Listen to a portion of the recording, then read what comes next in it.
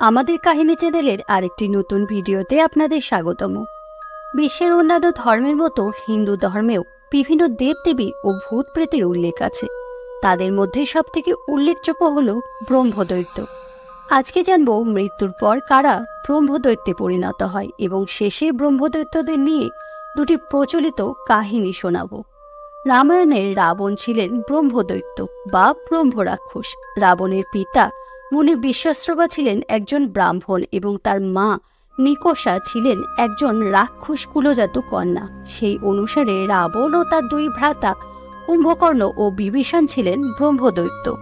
হিন্দু লোককাহিনীতে ব্রহ্মদৈত্যদের নিয়ে অনেক কিংবদন্তি রয়েছে। এখন প্রশ্ন হলো, ব্রহ্মদৈত্য কি, কারা ব্রহ্মদৈত্যে পরিণত হয়?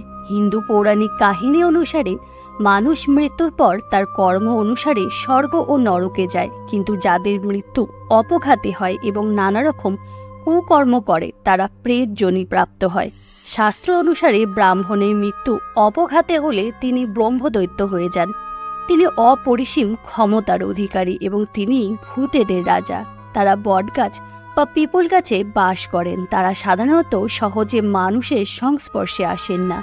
তারা খুশি হলে যেমন মানুষের উপকার করেন, তাদের বর দেন, কিন্তু কারোর উপর রাগ করলে তার পুরো পরিবার তিনি ধ্বংস করতেও দ্বিধা করেন না। তাই হিন্দু ধর্মে মন্দির নির্মাণের সময় বট গাছ কাটার সময় ব্রহ্মদৈত্যের পূজা করে তার কাছ থেকে সম্মতি চাওয়া হয়, অন্যথায় সেই কাজে বাধার সম্ভাবনা থাকে।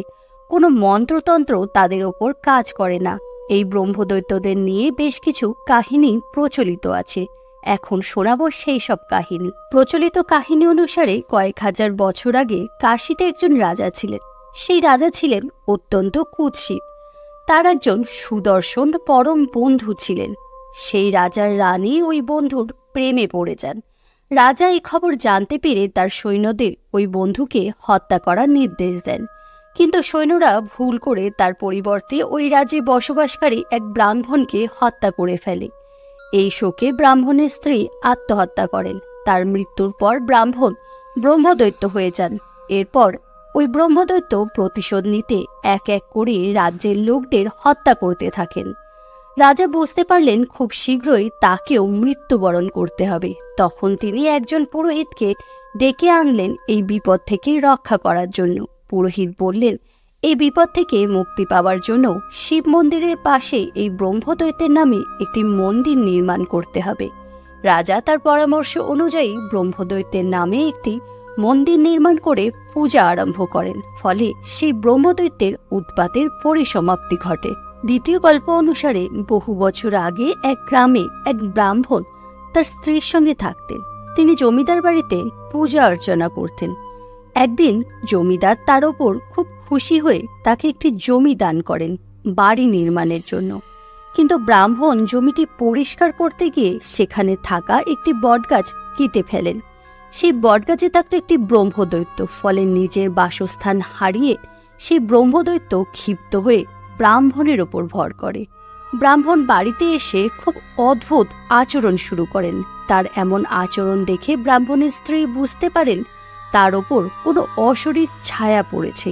তখন তিনি এর প্রতিকারের জন্য এক পুরোহিতকে ডেকে আনলেন। পুরোহিত বাড়িতে এসে নানা রকম পূজা অর্চনা মন্ত্রতন্ত্র শুরু করলেন, কিন্তু ব্রাহ্মণের ওপর ভর করা সেই ব্রহ্মদৈত্যের ওপর এর কোনো প্রভাব পড়ল না। তখন সেই ব্রহ্মদৈত্য ব্রাহ্মণের মাধ্যমে পুরোহিতকে বললেন, শোনো পুরোহিত, তোমার এই মন্ত্রতন্ত্রের কোনো প্রভাব আমার ওপর পড়বে না।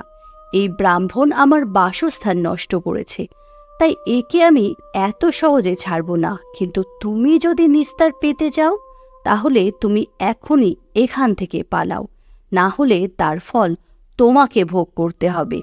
পুরোহিত বললেন, আপনি কে? কেন একে এত কষ্ট দিচ্ছেন? আপনার পরিচয় আমাকে দিন। ব্রাহ্মণে অবস্থিত ব্রহ্মদৈত্য তখন বলল, ওই ফাঁকা জমির একটি বটগাছে 500 বছর ধরে আমি বসবাস করছি, কিন্তু আজ এই মূর্খ ব্রাহ্মণ সেই গাছ কেটে ফেলে আমার বাসস্থান নষ্ট করে দিয়েছে।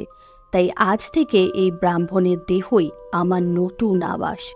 সেই পুরোহিত এরপর ব্রহ্মদৈত্যকে অনেক অনুরোধ করলেন যাতে সে ওই ব্রাহ্মণকে মুক্তি দেয়, কিন্তু ব্রহ্মদৈত্য তার কথার কোনো উত্তর দিলেন না। তিনি বুঝতে পারলেন যে এই দৈত্যকে নিয়ন্ত্রণ করা তার পক্ষে সম্ভব নয়, তাই তিনি একজন মৌলবী শরণাপন্ন হলেন। তিনি শুনেছিলেন এই মৌলবী খুব সহজেই ভূত প্রেতকে নিজের নিয়ন্ত্রণে আনতে পারেন। মৌলবী সাহেব তার জিনকে নিয়ে সেখানে উপস্থিত হলেন। তিনি ব্রহ্মদৈত্যকে বললেন, এই ব্রাহ্মণকে তুমি অবিলম্বে মুক্তি দাও, নচেত আমি তোমাকে শেষ করে দেব। তা শুনে ব্রহ্মদৈত্য বিকট হাসি হেসে তাকে বলল, তোমার যা করার আছে তুমি করে নাও, কিন্তু একে আমি কোনো মতেই মুক্তি দেব না। মৌলবী নানা রকম মন্ত্রতন্ত্র প্রয়োগ করতে লাগলো, কিন্তু তার কোনো প্রভাব ব্রহ্মদৈত্যের উপর পড়ল না। এরপর তিনি ব্রাহ্মণের দেহে তার জিনকে প্রবেশ করালেন। এতে ব্রাহ্মণ অস্থির হয়ে উঠলেন এবং অদ্ভুত আচরণ করতে লাগলেন। সবাই ভাবল ব্রাহ্মণ এই ব্রহ্মদৈত্যের হাত থেকে রক্ষা পেয়েছে, কিন্তু ব্রহ্মদৈত্য বিকট হাসি হেসে বলল, তোমার জিন আমার কিছুই করতে পারেনি, উপরন্তু আমি তাকে শেষ করে দিয়েছি, এবার তোমার পালা। একথা শুনে মৌলবী সেখান থেকে পালিয়ে গেল। তখন পুরোহিত বুঝতে পারল তার আর কিছুই করার নেই, তাই তিনি ব্রাহ্মণের স্ত্রীকে সান্ত্বনা দিয়ে সেখান থেকে চলে গেলেন। ব্রাহ্মণী তখন কিছু একটা চিন্তা করে রান্নাঘরের দিকে চলে গেলেন। তারপর তিনি অনেক রকম পদ রান্না করে ব্রাহ্মণকে খাওয়ালেন। ব্রাহ্মণের অভ্যন্তরে থাকা ব্রহ্মদৈত্য সেই খাবার খেয়ে অত্যন্ত তৃপ্ত হলেন। তিনি ব্রাহ্মণীকে আশীর্বাদ করে বললেন, ঈশ্বর তোমার মঙ্গল করুক। এই কথা শুনে ব্রাহ্মণের স্ত্রী তাকে বললেন, আপনার সাথে আমার স্বামী যা কিছু করেছেন তা তিনি জেনে বুঝে করেননি, সবটাই হয়েছে তার অজান্তে, কিন্তু তাতে আপনার অনেক ক্ষতি হয়ে গেছে। এখন আপনি বলুন কি করলে তার পাপের প্রায়শ্চিত্ত হবে এবং আপনি শান্ত হবেন। ব্রহ্মদৈত্য তখন বললেন, আমি তোমার আপ্যায়নে অত্যন্ত সন্তুষ্ট হয়েছি, তাই এই পরিস্থিতি থেকে পরিত্রাণ পাওয়ার উপায় আমি তোমাকে বলে দিচ্ছি। তোমার উঠানে বট গাছ রোপণ করো, আমি তাহলে তোমার স্বামীকে ছেড়ে ওই বট গাছে আশ্রয় নেব, আর এটাই হলো আমার থেকে পরিত্রাণ পাওয়ার একমাত্র উপায়। ব্রহ্মদৈত্যের কথা মতো ব্রাহ্মণের স্ত্রী তাদের উঠানে বটবৃক্ষ রোপণ করলেন। ফলে ব্রহ্মদৈত্য ব্রাহ্মণকে ছেড়ে সেই বট গাছে আশ্রয় নিলেন। এইভাবে তারা ব্রহ্মদৈত্যের কবল থেকে মুক্তি পেলেন। বন্ধুরা, এই ছিল আজকের কাহিনী। কেমন লাগলো তা অবশ্যই জানাবেন।